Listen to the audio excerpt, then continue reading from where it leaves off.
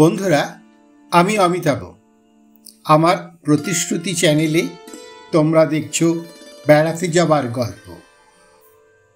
গল্প ভালো লাগলে তোমরা লাইক ও কমেন্ট করে জানিও।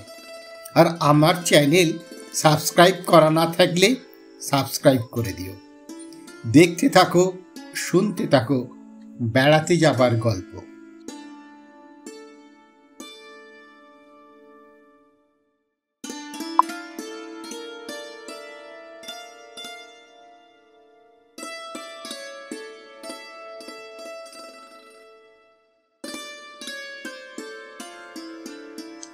বন্ধুরা, আজ বলবো তামিলনাড়ু রাজ্যের মহাবলীপুরমে পাথর কেটে তৈরি কিছু প্রাচীন স্মারক মন্দিরের কথা।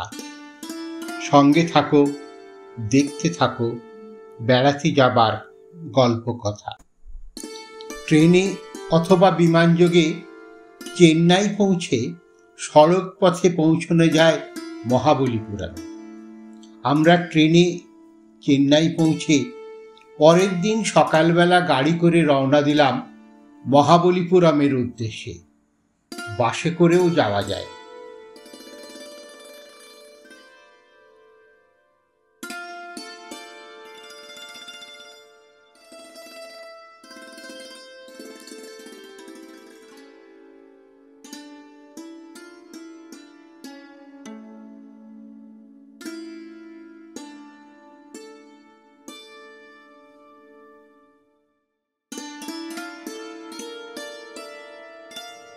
যাবার পথে চেন্নাইয়ের বিখ্যাত মেরিনা বিচ ফেলে প্রথমে এলাম পার্থসারথী মন্দিরে।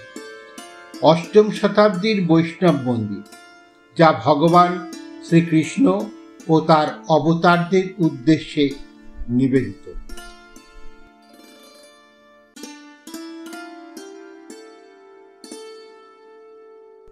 মন্দিরের ভিতর ফোন বা ক্যামেরা নিয়ে যাওয়ার অনুমতি নেই, তাই ভিতরের ছবি নেওয়া সম্ভব হলো না। এরপর বিচ সাইড রাস্তা ধরে রওনা দিলাম মহাবলীপুরমের দিকে।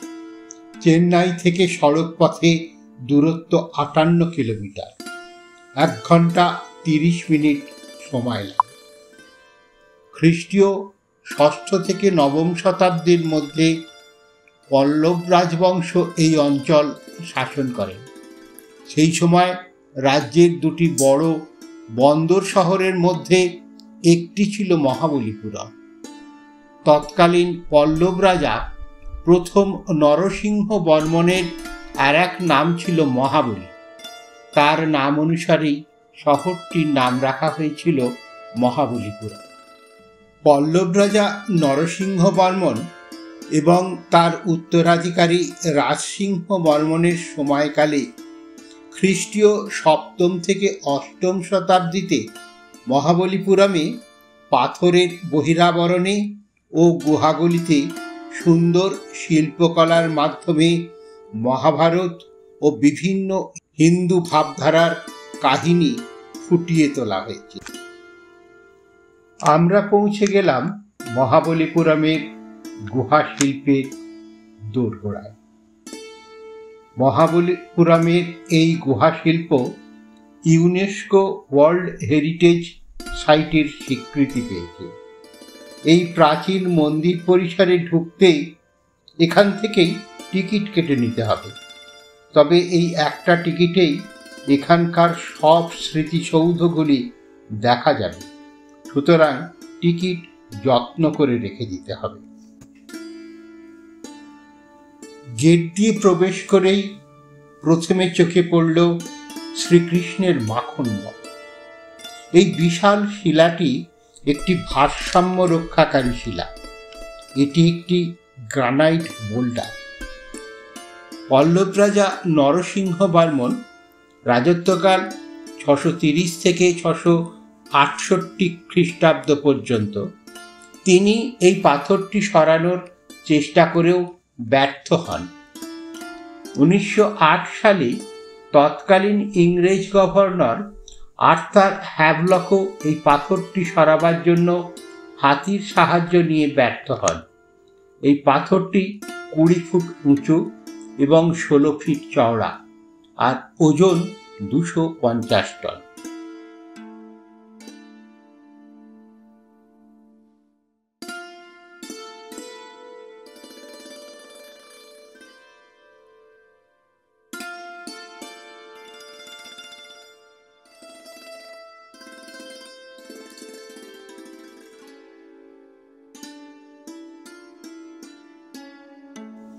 আজ রবিবার, লোকজনের ভিড় আছে। আমরা মাখনবালের ডান ধারে পাথরের স্ল্যাব ধরে এগিয়ে যাই। এখানে কোনো স্থান নির্দেশক বোর্ড না থাকায় কোথায় কোন গুহা আছে বোঝা যায় না। এগিয়ে যাই দুটি বৃহৎ পাথরের চাঙড় পরস্পরের মাথা স্পর্শ করে একটি গুহা সৃষ্টি করেছে তার দিকে। এখানেও কিছু নেই, ফাঁকা। পাশের রাস্তা দিয়ে পেছনের দিকে এগিয়ে যেতে চোখে পড়ে ত্রিমূর্তি গুহা।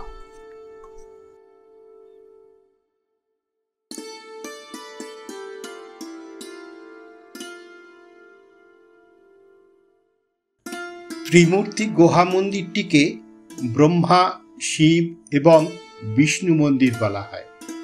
একটি বৃহৎ প্রস্তরখণ্ডকে কেটে এই মন্দির নির্মাণ।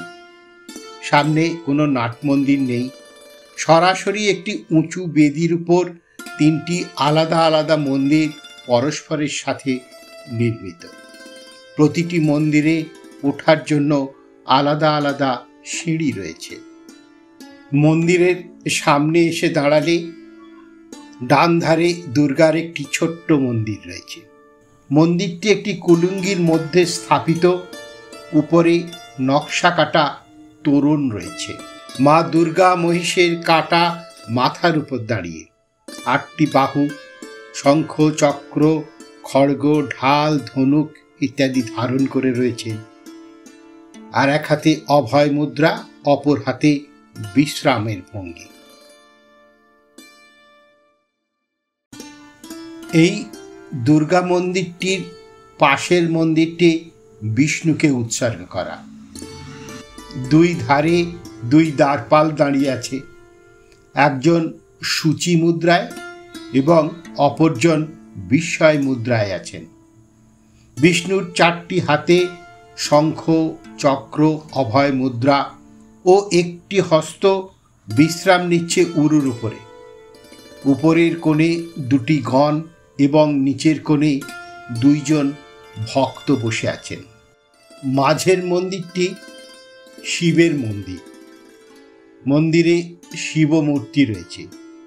দুপাশে 2 জন দ্বারপাল, একজনের হাতে লাঠি, অন্যজন একটি বর্ষা ও ঢাল ধারণ করে আছে। এখানে শিবমূর্তির 4টি হাতের একটিতে কুঠার এবং জপমালা, নিচের ডান হাত অভয় মুদ্রায় এবং নিচের বাম হাতটি উরুর উপর বিশ্রাম নিয়েছে। ওপরের কোণে 2টি গণ এবং নিচে শিবের পায়ের কাছে 2 জন ভক্ত রয়েছে। শিবের প্রতিমূর্তিটির সামনে একটি শিবলিঙ্গ রয়েছে, সম্ভবত পরবর্তীকালে সংযোজন করা হয়েছে এই শিব। গুহা মন্দিরের একদম বাম ধারের মন্দিরের সামনেও 2 জন দ্বারপাল দাঁড়িয়ে রয়েছেন। তাদের এক হাতে ফুল, অপর হাত কোমরে। ভিতরে মূল মূর্তি ব্রহ্মার। এই মন্দির ব্রহ্মা মন্দির। ব্রহ্মার 4টি হাত, উপরে বাম হাতে শঙ্খ, ডান হাতে পদ্মফুল, অপর হাত অভয় মুদ্রা এবং বাম হাত কোমরে বিশ্রাম নিচ্ছে। আমরা এই ত্রিমূর্তি গুহা মন্দির দেখে ফিরে চললাম আমাদের পরবর্তী মন্দিরের উদ্দেশ্যে।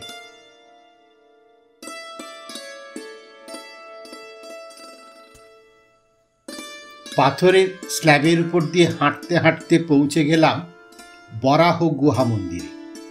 এই গুহা মন্দিরটি বিশাল একটি গ্রানাইট পাথর খনন করে তৈরি। 7ম শতকের শেষের দিকে ভারতীয় রক কাট স্থাপত্যের উদাহরণ। এটি মহাবলীপুরমের গ্রুপ অফ মনুমেন্টসের অন্যতম। পল্লব রাজা নরসিংহবর্মন প্রথম নির্মাণ করিয়েছিলেন ভগবান বিষ্ণুর বরাহ অবতারকে উৎসর্গ করে।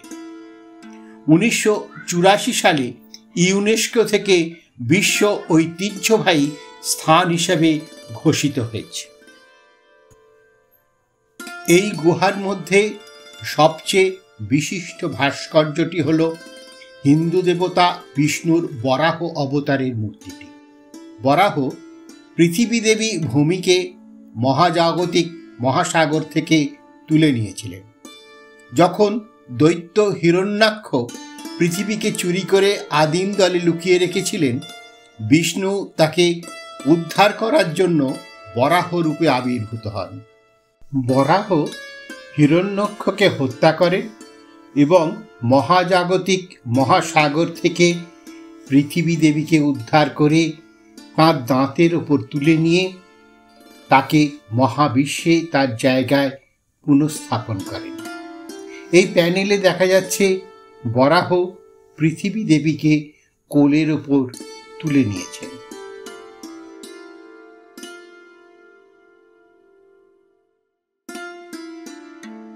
পাশেরটি গজলক্ষ্মীর প্যানেল। সমৃদ্ধির দেবী লক্ষ্মী।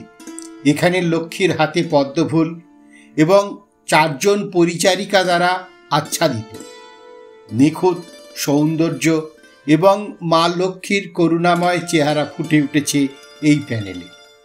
2টি রাজকীয় হাতির একটি পাত্র থেকে লক্ষ্মীর উপরে জল ঢালছে এবং অপরটি লক্ষ্মীর উপর জল ঢেলে দেওয়ার জন্য কুমারীদের হাত থেকে পাত্রটি নিতে চলেছে।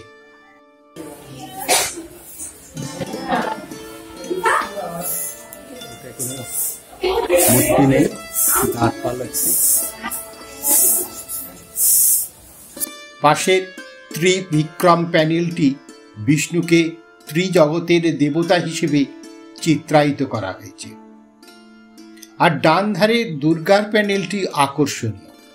মা দুর্গা মহিষাসুর নামক দৈত্যকে হত্যা করেন। এখানে মহিষাসুর মহিষের মাথাযুক্ত মানুষের নৃতাত্ত্বিক রূপে রয়েছেন। দৃশ্যটি অশুভ শক্তির উপর শুভ শক্তির জয়ের কথা স্মরণ করিয়ে দেয়। এখান থেকে এগিয়ে যায় সামনের দিকে। বোর্ডে দেখছি সেখানে গোপুরাম আছে। কিছুটা গিয়েই পৌঁছে গেলাম গোপুরামে। মহাবলীপুরমের রায়গোপুরাম বিজয়নগর রাজবংশের আংশিকভাবে নির্মিত অসম্পূর্ণ মন্দির প্রবেশদ্বার। এই প্রবেশদ্বারটি বিজয়নগর শৈলীর খোদাই কাজের জন্য পরিচিত। এই গুরুত্বপূর্ণ স্মৃতিসৌধটিতে সেই সময়কার ঐতিহাসিক শৈল্পিকতা ফুটে উঠেছে, যেটি এই অঞ্চলের তৎকালীন প্রচলিত পল্লব স্থাপত্যের বিপরীত। স্মৃতিসৌধটি অসম্পূর্ণ থাকলেও এটি বিশদ এবং সুন্দর প্রাচীন ভাস্কর্যের জন্য পরিচিত। এদিকে আর কিছু নেই, ফিরে চলি মেন গেটের দিকে। বরাহ গুহা ছাড়িয়ে অল্প এগোতেই গণেশ রথ। আসলে আমরা যদি পাথরের স্ল্যাব থেকে নেমে সামনের প্রাঙ্গণ ধরে এগোতাম তবে প্রথমেই পড়ত গণেশ রথ।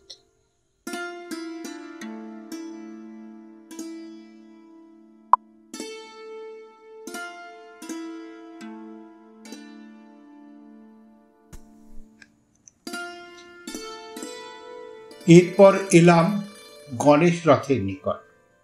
এটিও 1984 সালে ইউনেস্কো ওয়ার্ল্ড হেরিটেজের স্বীকৃতি পেয়েছে। মহাবলীপুরমের স্মৃতিসৌধগুলির মধ্যে গোলাপি গ্রানাইট থেকে খোদাই করা 10টি মন্দিরের মধ্যে একটি।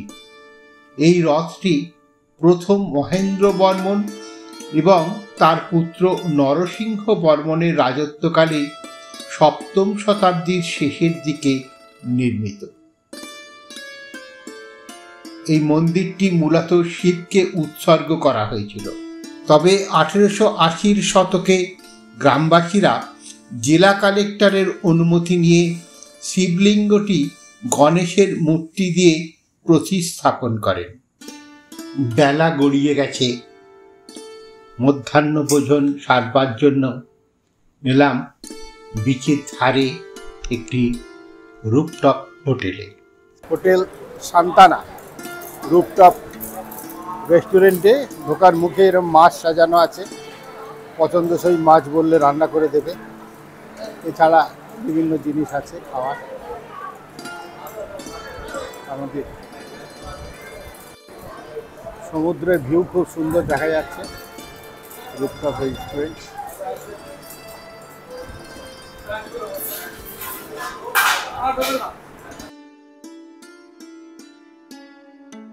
এই পর্বের এখানেই সমাপ্তি। আগামী পর্বে মহাবলীপুরমের বাকি স্মৃতি মন্দিরগুলির কথা বলবো। বন্ধুরা, সঙ্গে থাকো, দেখতে থাকো বেড়াতে যাবার গল্প।